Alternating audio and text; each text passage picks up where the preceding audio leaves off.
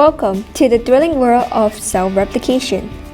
Today we will cover mitosis and meiosis, two processes that cells perform to replicate.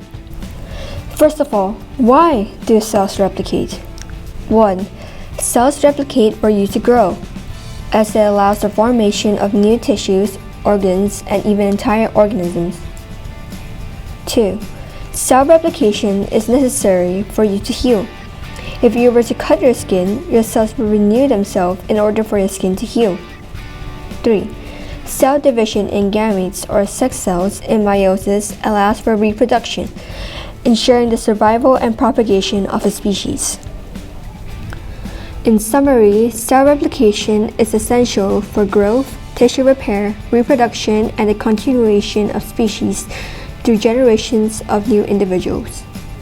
All these functions can be described in one word, homeostasis, defined as a state of balance among all the body systems needed for the body to survive and function correctly, according to the National Cancer Institute. Homeostasis can be achieved through a balance between cell division and cell death. For example, in skin, cell replication maintains the structural integrity of the outer layer of skin by healing wounds and providing protection against environmental stressors. Before we get into the details, there are two main types of cellular division, mitosis and meiosis. Let's go over mitosis first.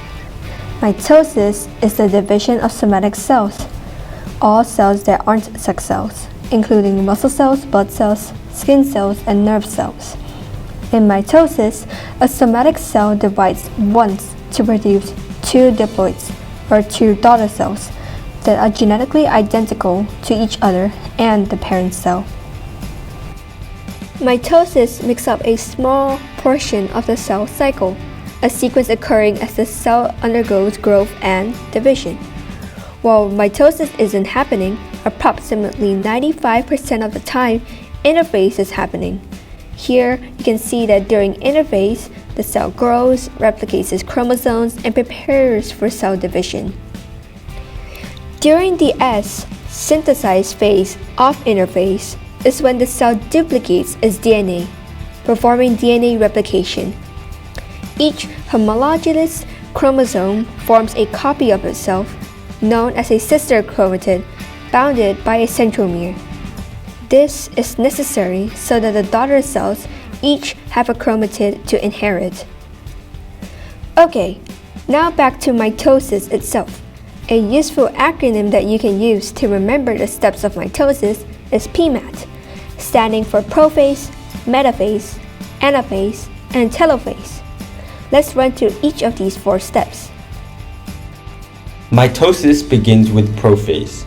In this stage, the chromatin, or loosely packed DNA, condenses and coils, forming visible chromosomes. At the same time, the centrosomes, containing centrioles, move to opposite ends of the cell, forming spindle fibers. Note that the nucleus is still present and will disappear in a later stage. An easy way to remember that mitosis starts with prophase is to remember that pro means before. Next is metaphase. In this stage, the chromosomes line up in the middle of the cell. Notice that the nucleus has now disappeared. The spindle fibers from opposite poles attach to the sister chromatids at the kinetochores, ensuring proper alignment for separation. You can remember this step by associating the M in metaphase with the word middle. After that is anaphase. Think of the A as away. In this step, the sister chromatids separate at the centromeres and are pulled apart towards opposite poles of the cell. Motor proteins associated with the spindle fibers help in the movement of chromosomes. At this point, each separated chromatid is considered a full-fledged chromosome. Finally, in telophase, 2 nuclei form on each side to divide into 2 daughter cells, or diploids, identical to each other in the original cell. Now, let's discuss meiosis. Despite the similarity of their names and the similarity in that they replicate cells, mitosis and meiosis differ in several key aspects. As we mentioned, mitosis is the process by which somatic cells replicate and divide into two identical daughter cells. Meiosis, on the other hand, specializes in the replication of reproductive cells, also known as gametes, or sperm and egg cells. Its purpose is to reduce the chromosome number by half in order to produce genetically diverse offspring during sexual reproduction. Like in mitosis, in meiosis, interphase occurs once before the process begins. In the model provided, there are two chromosomes, each with one chromatid. So there are a total of two chromatids and two chromosomes. During DNA replication, each chromosome replicates to form two identical sister chromatids. As a result, there's still the same number of chromosomes, 2, but double the number of chromatids, 4. Next is prophase 1. In this stage, chromosomes pair up with their homologous pairs. Homologous pairs are pairs of chromosomes that are around the same size and contain the same type of genes in the same location. Between prophase and metaphase, crossing over occurs. Crossing over is when chromosomes transfer genetic information and exchange it with each other.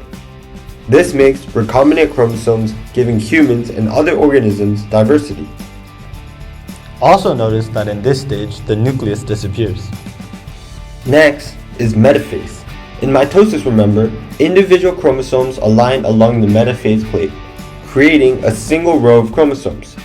In contrast, during meiosis, homologous chromosome pairs align side by side on the metaphase plate. In the following picture, the blue dots represent centromeres, which are specific regions of a chromosome where the two sister chromatids are joined together. The blue strings are called spindle fibers, which are responsible for segregating the chromosomes during anaphase. Now we have anaphase 1. Here, homologous pairs are separated by the spindle fibers. Compare this to mitosis, where a chromosome is separated into individual chromatids. Moving on to telophase 1. Two nuclei are formed, and the process ends with two new cells with homologous pairs in each. Cytokinesis splits the cytoplasms between the cells. Back to prophase. However, this time it's a little different, so it's known as prophase 2. Here, there are no homologous pairs of chromosomes, and so crossing over does not occur during this phase. However, as in prophase 1, the chromosomes condense and a new set of spindle fibers form. Now, metaphase 2. In this phase, the chromosomes, not the homologous pairs, line up in the middle in a single file line. After that is anaphase 2. This time, the chromatids are pulled away by the spindle fibers, as opposed to the homologous pairs in anaphase 1. Finally, in telophase 2, both cells divide and 4 new cells form. Final daughter cells are haploid, so they only have a single set of chromosomes, or half of the genetic material found in the original. Mitosis and meiosis are two fascinating processes that play crucial roles in the growth, development, and reproduction of organisms. They ensure the generation of new cells, promote genetic diversity, and maintain species continuity through successive generations. These processes are fundamental for the functioning and perpetuation of life in multicellular organisms.